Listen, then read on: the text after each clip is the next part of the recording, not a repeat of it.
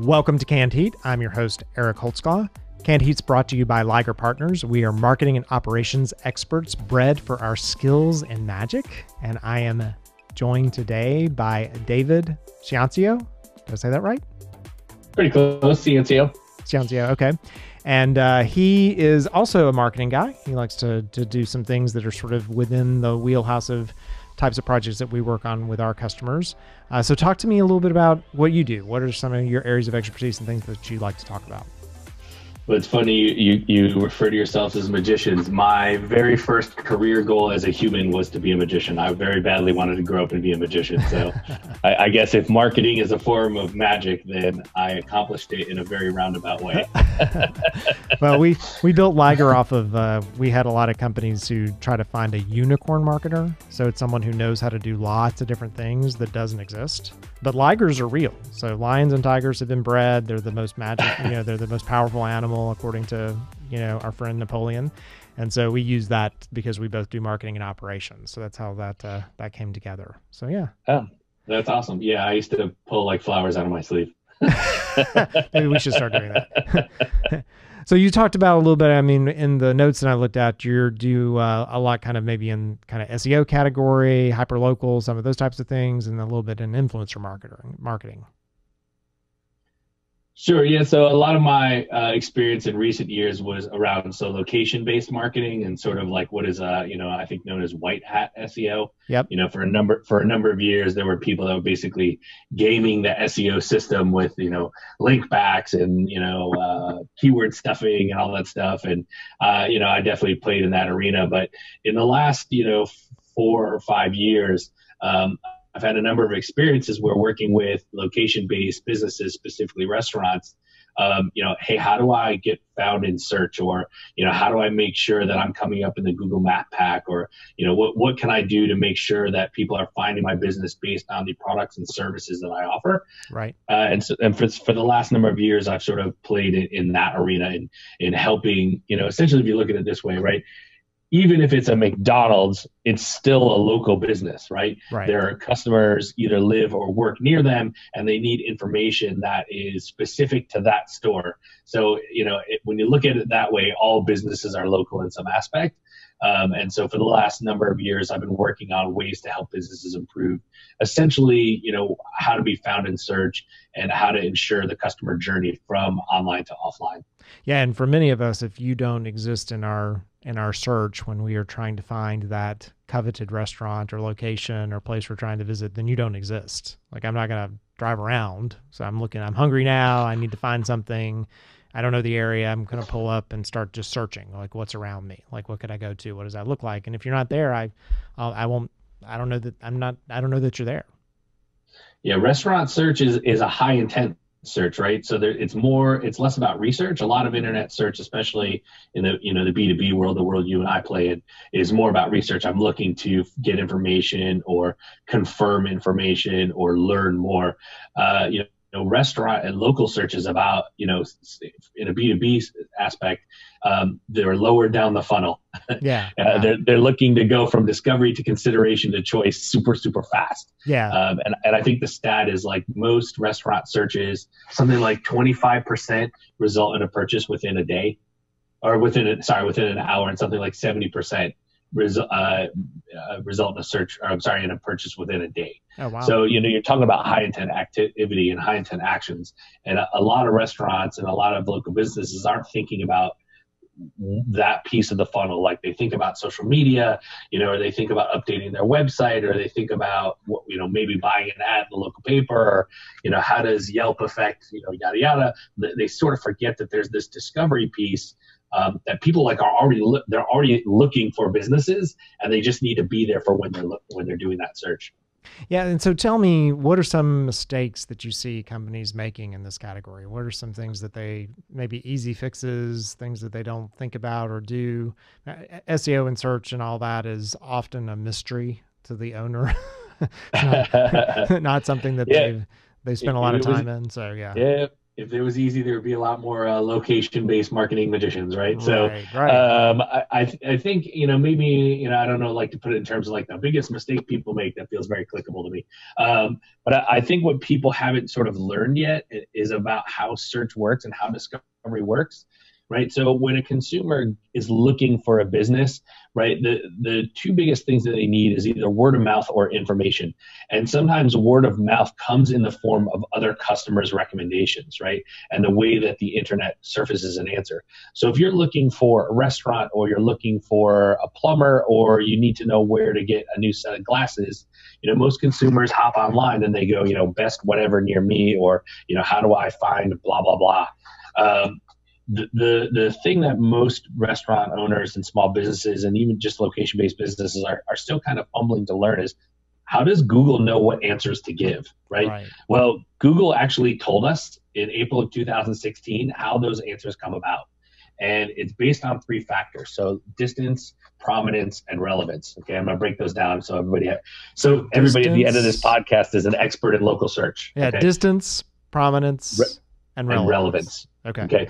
And the way that works is, I'm going to use an example. So if I search best pizza near me, I'm giving the search engine or the review site 3 clues: best, pizza, right, and near me.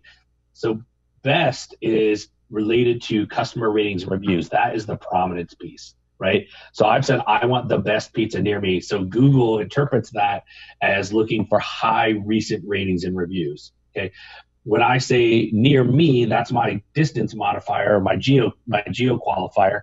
Hey, I'm looking for pizza in this area, whether it's near my office, near my house, I'm traveling, whatever, right? That's the distance piece. And that last piece is the one that like people haven't sort of figured out yet, which is the relevance piece. I'm looking for pizza. How does Google know what answers to give that are related to pizza? Well, it's not just about having the information on your website. That's important. That lower down the funnel. Google surfaces that information based on a system of accuracy. So if Google knows that your name, address, phone number, hours of operation, and the services you offer are X, right? And then Yelp has the same answers, and Foursquare has the same answers, and Facebook has the same answers, and all these places where businesses information, if it's the same, if they're accurate and consistent, it sends a signal of confidence to Google that that is the right answer, right? If, on the other hand, Google goes to surface the answer for pizza, and they see that the hours of operation for the pizzeria are different on Yelp and different on Bing and different on YP and different on OpenTable, it doesn't tell Google, hey, you should have confidence that you're going to give an answer that this customer is going to appreciate. Because if Google tells you go to that business as a consumer and you go there and the hours were wrong, or the address was wrong, or there's something not on the menu, you're going to have a really bad customer experience, right? Remove that. Keep it in the search realm. Google doesn't want to give that answer. So when you ask, like, what are the mistakes that marketers are making for location, they're not taking into effect the importance of having their information updated, corrected, in control, and consistent across all the places that information lives on the internet. Wow, that's interesting. I hadn't heard that before. But so that data consistency, hygiene, the data hygiene across all the different platforms. Yeah, that's a new one, and not something that sounds hard, but not hard, right? Like, just go look up where you are and make sure all that stuff's right. Well, yeah, there's a couple of ways to do it, right? So the first one is a really inexpensive way, which is called manual submission. So it means, as the business owner or the marketer, you would go and claim your Google My Business profile and your Yelp profile and your TripAdvisor profile, and you would go from site to site to site and create a user account and update that information. The problem with there's actually 2 problems. Is A, that's like a big time suck, because you have to go to each one, register the account, sign up for it, yada, yada. But that information can change on a business when they're not updating it from time to time. So you also have to go back almost monthly, if not more often, and make sure that data is correct, right? So there's a huge, to doing it manually, that takes a lot of time. The other thing too is going back to that whole consistency thing. If you're, going to Google and Yelp and like creating all these profiles, and in one you put STREET, and the next one you do ST, and the next one you do ST dot, and the next one you do STR, you've just messed up that whole accuracy thing. So it leaves the manual submission piece, leaves a lot of room for error and a lot of room for inconsistency. You'll be in a better position than a business that isn't managing that information, but you'll still be hurting yourself. Very interesting. That's very interesting. There's a couple other pardon me. Like I said, I'm getting over a cold. There's a couple other options, but the rest are all software based.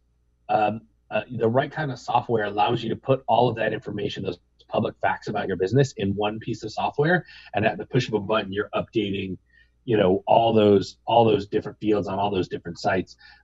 And if you're looking for the right kind of software, you kind of got to look for not just price, but also, do they cater specifically to the type of business you are? Like, there are some software platforms that are better for restaurants. There are some that are better for enterprise. There are some that are better if you're an agency doing this work for your client. So you have to consider who you are and who's the customer you're trying to reach and who's the business you're working with. Yeah. And so how often do I need to look at that? Is that something that I need to do just when it changes, or is it something I need to consider on an ongoing basis? Like, what's the frequency behind considering all those pieces? Well, if you're doing it manually, like if you're not gonna use software, I would recommend at a minimum you check at least the major ones monthly. Okay. And the law, they call them long tail publishers. I would check them quarterly if you could, because that information is subject to change without you knowing or without you being notified. But that's sort of the beauty of using software. If you have software, it's kind of updated all the time, and there's nothing for you to do. So software can save you a huge amount of time. And especially like if you have to update something, imagine you're a business and you change your name, God forbid, that's how do you correct everywhere on the internet? But let's just say you update something on your menu, or you add an additional service, or you just want to mark that you're closed on July 4th. Yeah. Software, again, can really save you a lot of time getting that done. And so we've just got a few minutes left. I wanted to ask you about something that might be in that category of, like, is it the best or not? So like kind of reviews and those kind of concepts, because we'll hear a lot about, I got some bad Yelp reviews and how do I get rid of them? Or how do you address some of that kind of stuff? If you're a restaurant and you have gotten a couple bad reviews, but you have a lot of great customers, like people like your food, it's just you had a couple people who went out there and did that. What are some advice that you have for that?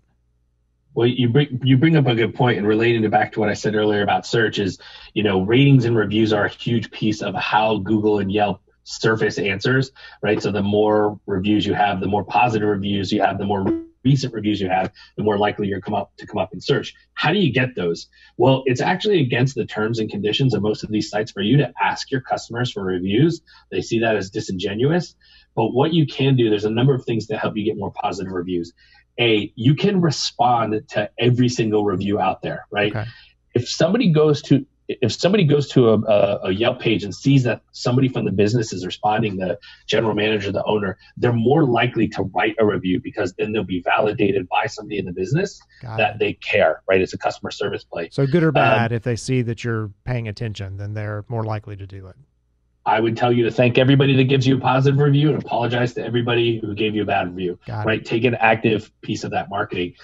But another thing you can do as a business owner to get more reviews is let your customers know that you care about reviews, right? You can't necessarily say, hey, if you had a good time or you enjoyed your meal, review us on Yelp, but you can say, hey, we really care about reviews. We like Yelp. You could put that in a social media post, right? Or you could put a Yelp sticker in your window, or you could take really positive reviews that customers give you and share them in an email blast or on social. Like, hey, thanks, John Smith, for saying such nice things about our pizza. Like, that tells customers that you care about reviews, that you read the reviews, and that you respond to reviews. So there's sort of ways, not necessarily to dance around asking for reviews, but tell your customers that you care about them and that their reviews are important to you. That makes a lot of sense. And it's like in the restaurant when, the waiter or waitress comes up to you and they ask you how your meal was, and depending upon that restaurant, you may or may not say anything. It's like, well, I'm just never coming back again and I'm not going to tell you, or I actually think you care.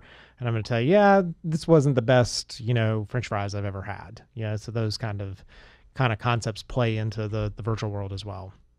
Yeah. I think traditionally, and specifically in the restaurant space, people sort of understand or think of customer service as something that starts once you walk in the door and ends when you leave.